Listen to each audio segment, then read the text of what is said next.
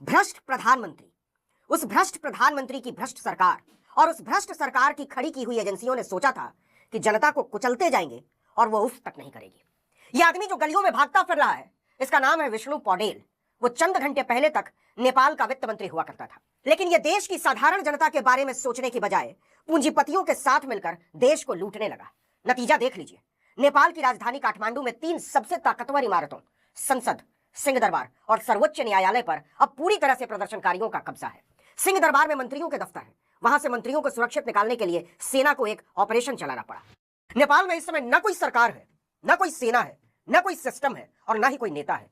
प्रदर्शनकारी भी नेतृत्व विहीन है, उन्हें कुछ नहीं पता कि आगे क्या करना है। लेकिन एक बात जो उनके दिमाग में साफ है वो ये कि यह सरकार भ्रष्ट है और इसके लोगों को छोड़ेंगे नहीं। नेताओं ने हमको लूटा है, इसलिए वो उन्हें जहां देख रहे हैं वहीं पीटने लग रहे हैं, दौड़ाने लग रहे हैं, उनके घर जलाने लग रहे हैं। प्रदर्शनकारियों ने नेपाली कांग्रेस महासचिव विश्व प्रकाश शर्मा के घर में आग लगा दी। इसके पहले काठमांडू कांग्रेस महासचिव गगन कुमार थापा और पूर्व उपराष्ट्रपति विमलेंद्र निधि के घर में आग लगा दी।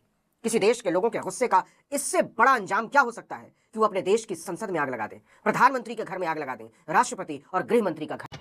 अब देखिए कि प्रदर्शनकारियों ने पूर्व प्रधानमंत्री शेर बहादुर देउबा और उनकी पत्नी आरजू राणा को उनके घर में घुसकर पीटा। इस्तीफा देने के बावजूद केपी शर्मा ओली को घर छोड़कर भागना पड़ा। सुरक्षा बलों ने ओली को हेलीकॉप्टर से काठमांडू से निकालकर सुरक्षित जगह पर पहुंचाया। उन्हें कहां ले जाया गया है या वो देश ही छोड़कर भाग गए, इसकी जानकारी किसी को नहीं है। प्रधानमंत्री ओली के इस्तीफे के बाद प्रदर्शनकारियों ने संसद भवन पर कब्जा कर लिया। जिसकी समझ में जो आया वही उठा ले गया, यहां तक कि प्रधानमंत्री की कुर्सी तक। प्रदर्शनकारी संसद से कुर्सी, table, computer, printer, projector, stationery, पर्दे सब लूट कर ले गए। लोग इस कदर गुस्से से भरे हुए हैं कि सुरक्षा बलों ने हाथ खड़े कर दिए।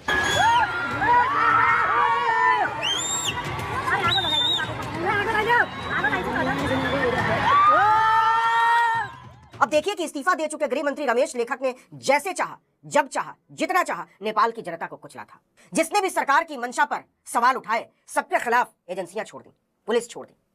लोगों में गृह मंत्री की ऐसी दहशत थी कि जुबान खोलते हुए डरते थे। लेकिन उन्हीं गृह मंत्री के घर को जनता ने दिन दहाड़े फूंक दिया।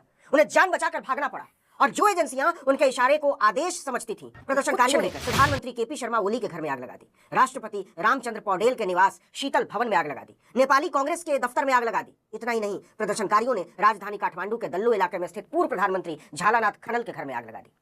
झालानाथ खनल उस समय अपने घर में मौजूद नहीं थे, लेकिन उनकी पत्नी राज्य लक्ष्मी चित्रकार घर के अंदर थी। इस घटना में वो गंभीर रूप से जल गई। उन्हें तुरंत कीर्तिपुर बान अस्पताल ले जाया गया, लेकिन उन्हें बचाया नहीं जा सका। इसके बाद पूरे काठमांडू में जगह जगह से धुएं का गुबार उठता नजर आया। देखिए, राजधानी काठमांडू में हालात बेहद तनावपूर्ण बने हुए और सुरक्षा बल इसे काबू में लाने में नाकाम दिख रहे हैं। देश में हिंसक प्रदर्शनों ने इस स्थिति को और बिगाड़ दिया है। राजधानी काठमांडू और आसपास के इलाकों में हुई झड़पों और आगजनी में आधिकारिक तौर पर 25 लोग मारे जा चुके हैं, जबकि 400 से ज्यादा लोग घायल हैं। लेकिन स्थानीय पत्रकारों और मानवाधिकार कार्यकर्ताओं का कहना है कि यह संख्या असल में 50 तक जा सकती है।